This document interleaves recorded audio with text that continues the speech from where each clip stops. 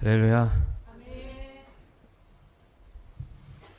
오늘 우리 교신 말씀은 창세기 37장 12절부터 27절까지 말씀이에요. 창세기 37장 12절에서 27절까지 우리 한 절씩 같이 교독합니다.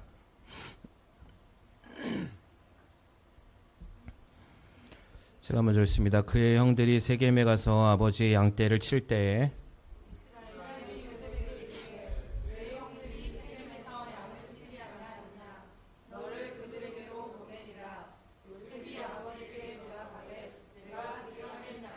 이스라엘이 그에게 이르되 가서 내 형들과 양떼가 다 잘 있는지를 보고 돌아와 내게 말하라 하고 그를 헤브론 골짜기에서 보내니 그가 세겜으로 가니라.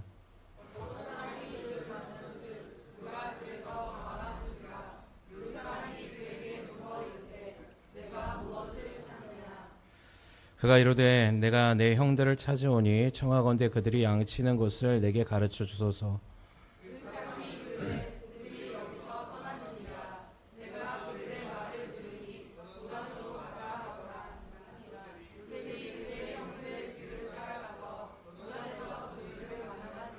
요셉이 그들에게 가까이 오기 전에 그들이 요셉을 멀리서 보고 죽이기를 꾀하여 자 그를 죽여 한 구덩이에 던지고 우리가 말하기를 악한 짐승이 그를 잡아먹었다 하자 그의 꿈이 어떻게 되는지를 우리가 볼 것이니라 하는지라.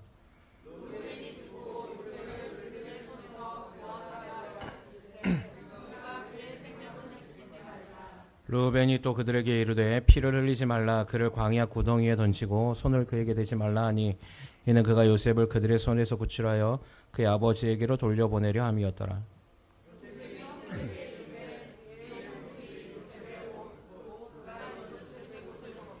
그를 잡아 구덩이에 던지니 그 구덩이는 빈 것이라 그 속에 물이 없었더라.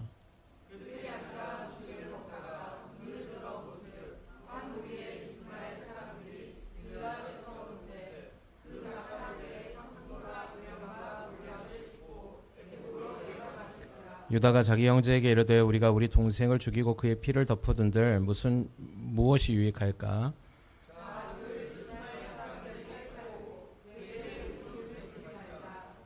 그는 우리의 동생이요 우리의 혈육이니라 하매 그의 형제들이 청종하였더라. 아멘. 따라합니다. 우리가 헤아릴 수 없는 하나님의 계획.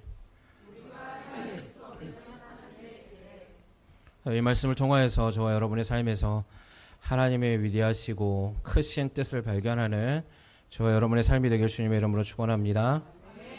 원래 오늘 우리는 고린도 후서를 강의해야 되는데 하나님이 이 말씀을 나누기를 원하셔서 이 말씀으로 오늘 한 주는 나눕니다. 특별히 오늘 이 시간 이 말씀을 통하여서 크게 깨닫기를 주님의 이름으로 소망합니다. 네. 오늘 이 창세기 37장의 말씀은 야곱에 대한 얘기고 야곱에서 이제 요셉으로 넘어가는 과정 가운데 있었던 얘기입니다. 야곱의 인생을 우리가 그냥 쉽지 않은 인생이었구나라는 건 아시죠? 예, 그가 얼마나 고난을 많이 받았는지. 근데 야곱의 그 고난은 그가 선택한 것이었습니다. 하나님께서는 그렇게 살기를 원하지 않았거든요. 그런데 야곱이 선택했던 일들로 인하여서 야곱은 평생을 고난 속에서 살아요. 그럼에도 불구하고 하나님은 그 야곱을 건져주시거든요. 그게 하나님의 은혜입니다. 어쨌든 야곱은 아버지로부터 편애적 사랑을 받고 상처가 많았다 그랬습니다. 그리고 야곱에게 있어서는 가장 큰 아픔과 무서움이 뭐였냐면 두려움이에요. 자기를 죽이려 하는 두려움. 그래서 야곱은 그 상처가 치유되지 않는 상태에서 계속 움직여요. 근데 하나님께서 그 야곱의 삶에서 개입하셔서 그의 가장 큰 두려움이 에서였거든요. 에서의 두려움을 해결해 주세요. 그리고 두 번째 두려움이 누구였냐면 외삼촌 라반이었는데 그의 두려움도 해결해 주십니다. 그리고 야곱이 갖고 있었던 또 하나의 두려움은 뭐냐면 하나님의 베델로 올라가는 과정 가운데 세겜에서 그의 딸 디나가 강간당하는 사건으로 인하여서 그의 두 아들 시몬과 레위가 세겜에 있는 남자들을 다 죽이죠. 그로 인한 또 다른 두려움을 갖게 됩니다. 예. 왜냐하면 세겜에 있는 다른 사람들이 자기를 죽이려 할 것이다 라는 두려움 때문에 곧바로 일어나서 떠납니다. 하나님의 말씀을 따라서 베델로 옮기거든요. 어쨌든 야곱의 과정은 굉장히 순탄치 않았습니다. 여러분, 우리의 삶에서 고난은, 여러분도 인생을 이렇게 되돌아보시면 하나님의 말씀 안에 있을 때 우리가 보호를 받는다는 사실을 여러분 아실 수 있어요. 그런데 여러분과 저의 지금의 고난은 다 어디서 오는 거냐면 우리의 선택에서의 생긴 열매들이라고 보시면 됩니다. 그래서 여러분, 우리가 이제는 어떻게 회복되고 어떤 자리에 서야 되냐면 더 이상 나의 계획과 세상의 방법에 서 있지 말고 하나님의 방법과 하나님의 계획 안으로 들어오시면 우리가 그 안에서 회복되는 것을 경험하게 될 것이라고 주님을 말씀하고 있는 거예요. 할렐루야. 여러분이 회복되길 원하십니까? 그러면 방법은 하나밖에 없어요. 그건 뭐냐면 신실하신 하나님을 믿는 거예요. 네. 여러분, 믿길 주님의 이름으로 축원합니다. 믿는 척 하지 마세요. 믿는 척 하는 거 하나님 다 아십니다. 교회 나와서 예배 드리는 게 믿는 게 아니에요. 여러분, 여러분의 삶에서 하나님을 주권자로 인정하는 것을 믿는 것이라고 얘기하는 겁니다. 교회 안에서 내가 11조를 드리는 건 믿음이라고, 물론 믿음 안에 포함되어 있는 거지만 그것이 믿음이다라고 그것으로 우리가 하나님으로부터 판단을 받는 게 아니라는 겁니다. 우리 마음의 중심에서 하나님을 경외하고 있는가가 믿음의 근원이 되고 근본이 되어져야 되는 거예요. 여러분의 삶에서 오늘 하루를 일주일 동안의 삶을 살 때 하나님 앞에서 경외하고 감사하신 분, 매 순간마다 감사하신 분, 그분은 믿음이 있는 겁니다. 할렐루야. 그러나 내가 내 상황 가운데서 원망이 나왔다, 그럼 믿음이 없는 거예요. 문제, 이게 심각한 거거든요. 의심하고 원망하고 믿음 없는 것은 하나님의 역사를 방해합니다. 아멘이십니까? 하나님이 아무리 좋은 곳으로 이끌어 가시려고 해도 그것을 선택한 사람에게는 또 다른 고난과 아픔의 열매들이 맺어요. 이것을 성경을 통해서 여러분 좀 깊이 있길 보기 원하는데, 이걸 지금 우리 청년부 바이블 스터디에서 지금 이 부분을 지금 배우고 있어요. 그래서 이 아이들은 이 아픔이 뭔지, 야곱에서의 고난이 얼마나 컸는지, 그리고 그 가운데 하나님의 사랑이 얼마나 위대하신지를 배웠습니다. 그래서 이걸 설명하기 위해서 1년이 걸렸어요. 네. 그래서 어쨌든 지금도 이제 계속 가고 있는데, 그걸 다 설명할 수 없으니까 제가 이제 야곱에 대해서만 이렇게 얘기하는 겁니다, 지금은. 근데 이 야곱이 지금 하나님의 땅에 베델로 왔거든요. 베델로 왔는데 그때에 그 야곱이 갖고 있는 상처가 그대로 또 전달되어집니다. 누구에게로 가냐면 요셉에게로 가요. 야곱의 11번째 아들이거든요. 그리고 그 위로는 10명이 있었습니다. 근데 이 야곱이 그 10명의 아들보다 유독 요셉만을 편애적으로 사랑합니다. 그래서 채색 옷을 입혀요. 다른 형들은 가갖고 뭔 옷을 입든지 그 별로 상관 안 하거든요. 그러다 보니까 형들이 요셉에 대한 시기와 질투가 굉장히 커졌습니다. 야곱이 아버지이기 때문에 야곱이 살아 있으니까 그걸 참고 있었던 거예요. 그 유독 얼마나 좋은 옷을 입혔는지 멀리서 봐도 눈에 띌 정도로. 오늘 보면 37장에 보니까 멀리서 요셉이 오는 걸 형들이 한눈에 알아봤는데 이유는 채색 옷을 입었기 때문에 그렇습니다. 이 옷은 아무나 입는 옷이 아니었어요, 이 당시에. 그만큼 좋은 것을 입혔고 형들처럼 막노동 시키지 않습니다. 예. 형들은 지금 막 양치고 굳은 일 다 하는데 요셉은 손에 물 한 방울 안 묻히게끔 하는 거예요. 아버지 품에 두고. 그러니까 형들이 시기했죠. 근데 그러다 보니까 철없는 요셉이 매번 형들의 잘못한 걸 아버지에 갖다가 일러요. 열받아요, 안 받아요? 열받죠. 야곱에게 있어서 또 다른 아픔에 그 아들에게 전달되어지는데 10명의 형제들이 다 배가 달라요. 근데 이제 특별히 그 어머니가, 첫째 어머니가 레아죠. 그 다음 이제 라헬인데, 그 다음 비라와 실바라는 이 두 사람은 여종이란 말이죠. 여종이 어머니가 됐어요. 어쨌든. 근데 이제 레아의 자식들이 4명이 있는데, 이 레아의 자식들이 굉장히 아버지에 대해서 극도로 분노하는 마음을 갖고 있습니다. 원망하는 마음. 이제 성경에서 그게 그대로 나오는데요. 어쨌든 그런 상황에서 오늘 형들이 양을 치러 갑니다. 양을 치러 가는데 오늘 보니까 37장 12절에 보니까 그의 형들이 세겜에 가서 아버지의 양떼를 칠 때 이렇게 되고 있어요. 그때 이스라엘이 요셉에게 이르되, 이스라엘이 이제 이름이 바뀐 거죠, 야곱이. 이스라엘이 요셉에게 이르되 내 형들이 세겜에서 양을 치지 아니하느냐, 너를 그들에게로 보내리라. 요셉이 아버지에게 대답하여 이르되 내가 가겠습니다, 이렇게 얘기합니다. 이제 형들은 다 지금 어디에 가 있냐면 양치로 나간 거예요. 근데 이 야곱이 걱정이 된 거예요. 원래 걱정하는 스타일은 아니죠. 뭘 하든. 근데 왜 걱정했냐면 이 아들들이 지금 어디에 가 있냐면 세겜에 가 있는 거예요. 세겜은 어떤 땅이었어요? 예, 세겜의 남자들 다 죽였던 땅이었거든요. 그러니까 이 아들들이 세겜에 가 있으니까 야곱이 걱정이 된 거예요. 이 아들들이 무사한지. 그래서 자기가 정말 품에 안고 있었던 요셉을 보낼 정도로. 요셉 안 보냅니다, 원래는. 근데 야곱은 그만큼 두려웠던 거예요. 뭐가 두려웠냐면 세겜 사람들이. 그래서 거기에 네가 한번 갔다 와라고 보낸 거예요. 그때 요셉이 갑니다. 이게 철이 없잖아요. 갔는데 어딘지 모르는 상황에서 막 헤매다가 이제 어떤 길에서 어떤 사람을 만나가지고 이런 사람들을 봤냐, 내 형들인데 내가 그들을 찾아서 간다, 이렇게 얘기했어요. 세겜에 없다, 이렇게 얘기한 거예요. 세겜에 이제 도착을 했는데 그 형들이 어디 갔냐면 도단에 간 겁니다. 도단. 이 세겜에서 도단까지의 거리가 한 22km 정도 된다 그래요. 그러면 이 당시에 걸어가는데 22km면 굉장히 먼 거리잖아요. 예. 그 되게 먼 지역을 지금 가고 있는 겁니다. 지금 요셉은 하루 이틀 걸려서 간 거 아니에요. 형들 찾으러 며칠을 걸려서 가는 거예요, 지금. 그래서 결국은 어떻게 하냐면 그 형들이 요셉을 발견합니다. 그런데 이 형들이, 성경에는 이런 내용들이 나와 있지 않는데, 형들이 요셉을 시기해서 그 꿈 해몽하는 것 때문에 마음에서 이제는 더 이상 안 되겠다, 얘 가만두면 안 되겠다, 아버지가 지금 살아계셔서 내가 지금까지 참았는데 이젠 더 이상 안 되겠다, 네가 그래 그런 꿈을 꿔? 어떤 꿈을 꿨죠? 볕단이 자기들에게 절하는 점, 또 11해와 11별이 자기에게 절하는 꿈. 이거는 뭐냐면 형들이 자기에게 절하는 거죠. 아버지 어머니가 자기에게 절하는 꿈이었거든요. 이걸 자랑스럽게 막 얘기했단 말이에요. 거기서 그 형들의 분노가 정점을 찍어요. 그래서 이렇게 보면 아마도 야곱은 이 아들들에게 세겜 지역을 가지 말라고 굉장히 많이 말했을 겁니다. 그럼에도 불구하고 의도적으로 세겜에 가요, 이 아들들이. 그래서 결국은 뭐냐면 이걸 유도해내기 위한 하나의 방법을 선택하는 겁니다. 누구를? 요셉을. 예. 그래서 요셉을 보냈죠, 어쨌든.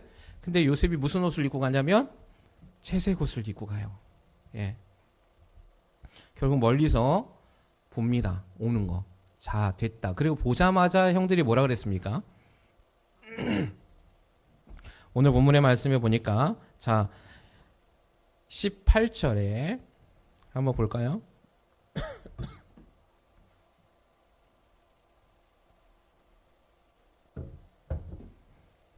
18절, 19절, 20절에 보니까 이렇게 얘기합니다.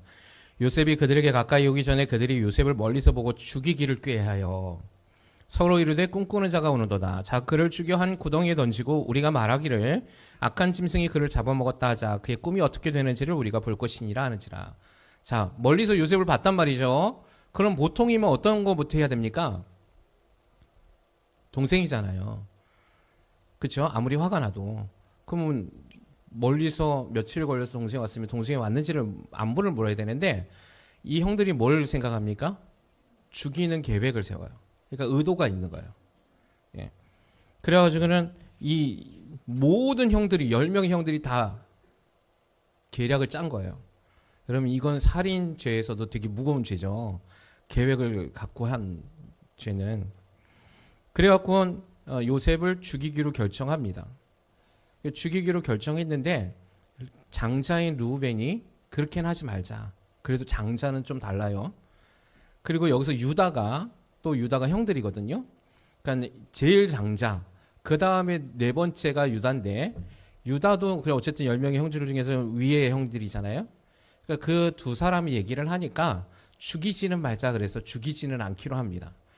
대신 루벤은 어떤 생각을 갖고 있었냐면, 요것 조금 이렇게 하다가 얘네들 좀 잠잠해지면 내가 요셉을 다시 데리고 아버지에게로 가야지, 이렇게 했는데 르우벤이 잠시 한눈을 판 사이에 구덩이에다가 넣어놓은 요셉을 갖다가 미디안 상인에게 나머지 동생들이 팔아요.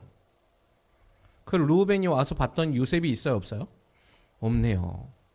형이 마음이 무너지죠. 어쨌든 여러분 여기서 또 하나의 문제가 생기죠. 뭐냐면 형제들 간에 원망과 아픔이 생겨요. 결국은 어떻게 되냐면 이제는 동생을 꾀한 대로 아버지에게 동생 죽었습니다. 그러니까 악한 짐승이 와서 요셉을 잡아먹었습니다. 해했습니다. 그래갖고 옷에다 피 묻혀가지고 아버지에게로 가져가거든요. 그러자 이 아버지 야곱이 어떻게 했는지 아십니까? 오늘 본문의 37장의 마지막 절이 있는데 한번 보시겠어요? 38장이네요. 아니 33절 한번 띄워볼래요? 33절에 보니까 이렇게 얘기합니다. 아버지가 그것을 알아보고 이르되 내 아들의 옷이라 악한 짐승이 그를 잡아먹었도다. 요셉이 분명히 찢겼도다 하고 자기 옷을 찢고 굵은 배로 허리를 묶고 오래도록 그의 아들을 위하여 애통하니 그의 모든 자녀가 위로하되 그가 그 위로를 받지 아니하여 이르되 내가 슬퍼하며 스올로 내려가 아들에게로 가리라 하고 그의 아버지가 그를 위하여 물었더라라고 얘기합니다. 당연한 거죠. 자기가 너무나 사랑했던 아들이잖아요. 근데 그 아들이 지금 어떻게 됐다는 소식을 들어요? 죽었다는 소식을 듣습니다. 여러분, 야곱은 죄책감에 사로잡혔습니다. 왜요? 자기가 보냈거든요. 자기가 보내지 않았으면 안 죽었을 거라고 생각했을 겁니다. 여러분, 야곱이 얼마나 힘들어했냐면 여러 날 동안을 애통해요. 그리고 모든 아들들이 막 위로하거든요. 위로하지 않습니다. 오히려 뭐라고 얘기하냐면 나 이제 죽었으면 좋겠다 그래요. 내 아들을 따라서 스올로 내려가서 내 아들에게로 가리라 이 얘기하거든요. 예. 이 스올이라는 이게 뭐냐면 지옥이라는 뜻이에요. 그러니까 내가 지옥에라도 가겠다는 겁니다. 왜냐하면 자기의 죄 때문에 아들이 죽었다고 생각한 거예요. 마음이 찢어지죠. 또 다른 상처를 낳습니다. 그 아들들도 완전히 다 형제들이 하나가 되지 않습니다. 형제들 사이에서도 굉장히 분열이 일어납니다. 그러지 않겠어요? 르우벤이 아버지를 볼 면목이 있겠어요? 그리고 이 형제들이 계속 거짓말해야 합니다. 아버지에게. 맞죠? 요셉을 팔았다고 얘기할 수 없죠. 그러니까 아버지의 슬픈 모습에 아버지 죽겠다고 막 이렇게 하는 모습을 보고 있으면서도 누구 하나 진실을 얘기할 수 없는 거예요. 가정이 망합니다. 막. 여러분, 그런데 이걸 인간적인 눈으로 보면 이렇죠. 그런데요, 여러분, 이 계획에 하나님이 역사하고 계십니다. 할렐루야. 우리의 눈으로 볼 때, 우리의 시야로 볼 때, 우리의 계획과 우리가 경험으로 볼 땐 이해할 수 없는 일이거든요. 야곱에게 너무나 고통스러웠습니다. 자기가 오히려 죽고 싶어 할 정도로 고통스러웠습니다. 그런데요, 여러분, 이 안에 하나님의 인도하심이 있어요. 무슨 인도하심인 줄 아세요? 요셉을 애굽으로 팔기 위해서 보낸 것 말고 하나님의 인도하심이 있어요. 뭐냐면 야곱이 갖고 있는 그 상처와 트라우마와 가계의 저주를 아들들에게 전달하지 않게 하실 하나님의 뜻이 있는 거예요. 할렐루야. 그런데 그것을 전하게 하지 않기 위한 하나님의 선택의 방법이 우리에겐 고통스러워요. 죽을 것 같아요.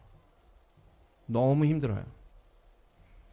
여러분, 우리가 성경의 내용을 잘 알고 있지만 나중에 야곱이 갖고 있던 이 편애적인 사랑과 자기가 갖고 있던 이 트라우마와 아픔이 요셉에게로 넘어가지 않습니다.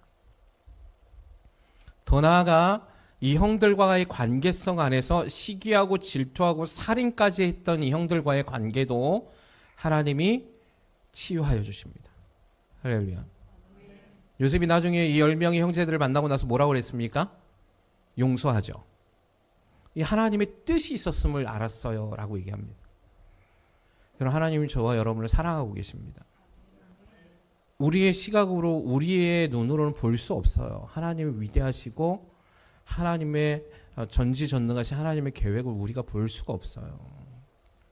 그래서 우린 뭘 해야 합니까? 이 시점에서 야곱처럼 눈물 흘리고 앉아 있겠습니까? 야곱처럼 나도 죽겠다고 하소연하고 하나님 원망하고 앉아 있겠습니까? 그 하나님의 신실하심은 다 내팽개치고 지금에 있는 상황과 문제 안에서 또 다른 상처와 트라우마를 내 자녀와 내 가족에게 전달시켜 주려 하십니까? 사랑하는 취하는 교회 성도 여러분, 오늘 이 말씀 하나님이 여러분에게 증거하고 전달하기를 원하시는 건 하나님은 선하시다는 사실이에요. 하나님은 여러분을 선하게 인도하신다는 사실이에요. 모든 것이 합력하여 선을 이루시는 나를 보라고 말씀하고 계시는 거예요. 그것이 지금 내게 고통일지라도 그것이 하나님을 신뢰하는 것입니다. 우리는 일어나야 되는 거예요. 우리는 그 하나님의 말씀대로 한 걸음을 내딛어야 되는 거예요. 그런데 악한 영은요, 그 하나님의 비전과 하나님의 뜻을 이루는 것을 방해하기를 원했습니다. 겉으로 볼 때 그것이 잘 이루어지는 것처럼 보였습니다. 아니요. 그러나 하나님 그 가운데서 그들이 선택한 죄성과 그들이 갖고 있던 이 악함들을 통하여서 하나님 그들의 삶에서 선으로 인도해 주신 하나님의 역사를 행하고 계시더라는 것이죠.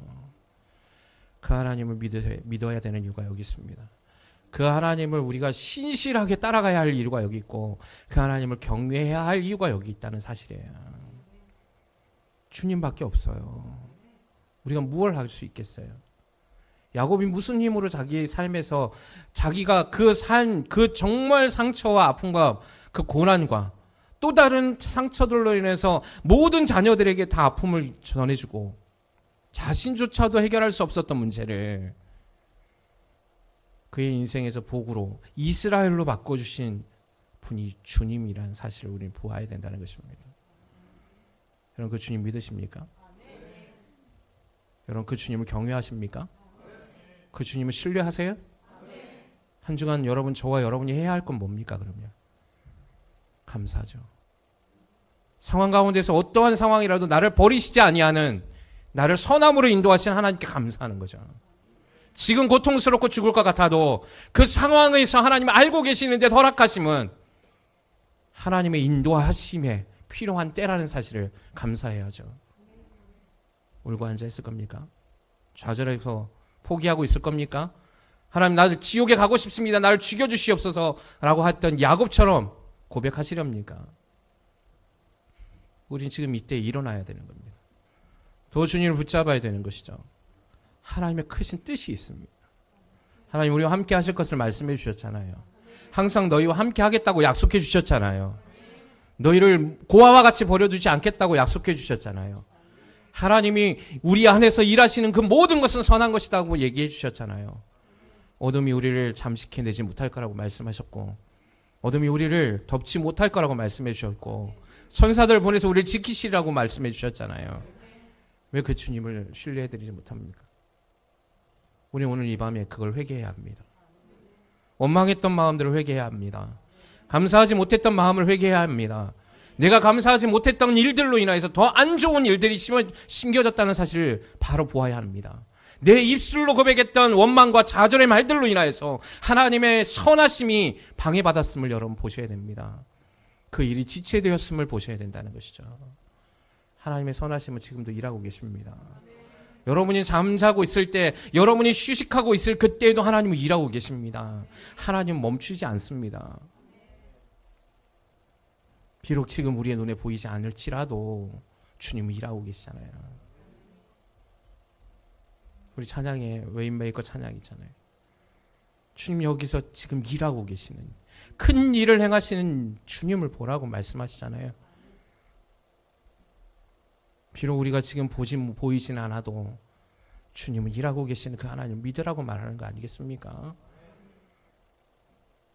이걸 믿어줘야 돼요. 이 믿음이 있으면 내 상황과 환경 속에서 그 모든 문제를 뛰어넘을 수 있는 감사가 흘러나올 수 있습니다. 감사는 모든 문을 열 수 있는 열쇠라고 말했잖아요. 감사하시길 주님의 이름으로 소망합니다. 지금에 있는 상황에서 앉아있지 말기를 주님의 이름으로 소망합니다. 일어나세요. 찬송하세요. 감사하세요. 기도하세요. 주님이 일하심을 바라보세요. 그것이 우리가 해야 할 일들이에요. 네, 우리 교회 안에서 이제 우리 2025년도에 우리가 지금 정체되어져 있어야 될 때가 아니라고 주님 말씀하십니다. 일어나라고 주님 말씀하고 있는 거예요. 하나님의 선하심을 믿어드리라고 얘기하고 있는 거예요. 우리의 눈으로, 우리의 시각으로, 우리의 환경으로, 세상의 기준으로 바라보지 말고 믿음의 눈을 들어 주를 봅시다. 가나안 땅에서 이스라엘 백성들이 망했던 이유는 그들이 현실에 안주했기 때문이었어요.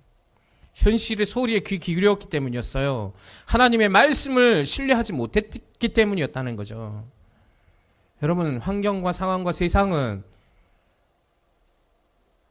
광야의 1세대들이든 지금이든 동일하게 우리가 이겨낼 수 없는 불가능한 것들밖에 없습니다. 여리고성은 무너지지 않을 것처럼 보입니다. 요단의 강문은 끊어지지 않을 것처럼 보입니다. 홍해 바다는 갈라지지 않을 것처럼 보일 수밖에 없어요. 그럼에도 불구하고 우리가 찬양하잖아요. 바다가 갈라지지 않으면 바다 위를 걷게 하실 주님을 보는 거죠. 물 위를 걷게 하실 하나님이 계시면 우리가 믿어드리는 거죠. 여리고성이 무너지지 않을 것 같으면 하나님께서 그 성을 무너뜨리는 걸 신뢰해야 되는 거죠.